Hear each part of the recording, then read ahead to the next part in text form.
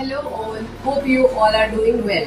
Today I am going to explain the question, express the following in the form of P by Q that I have done in my earlier shorts. Okay? So here the question is 0.32 and there is a bar on 2. It means 2 is repeated. Okay, so let's see how to solve this. Now we will take this as x is equal to 0.32 bar.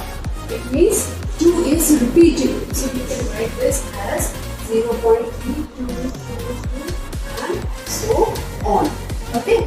Now this we will keep it as equation number 1. Now in the next step what we are going to do is that we have to multiply the first equation with 10 on both the sides. Why 10s? I'm telling you because the bar is on the digit that is on the 10th space. Okay. So here we will take on multiplying equation 1 by 10 on both the sides.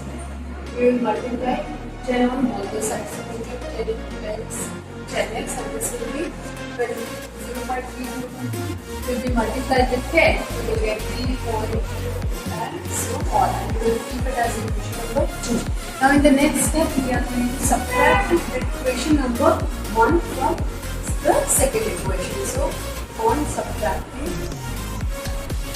equation number 1 from 2, we will get 10x minus x is equal to 3.2 minus 0.3.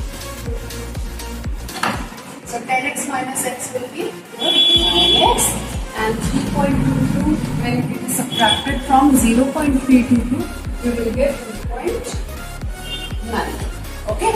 Now in the next step what we are going to do, 9 is multiplied with x, so when it will go this side it will be divided by 2.9 and now 2.9 is in decimal, so we have to change it into, we have to remove this decimal. So as the decimal is in the tens place, constants, we are going to multiply the numerator and the denominator with 10. So we will get the value of x in the form of P by Q. So 2.9 into 10 will be 29 and 9 into 10 will be your 90. So this is your value. Hope you are finding my explanation easy.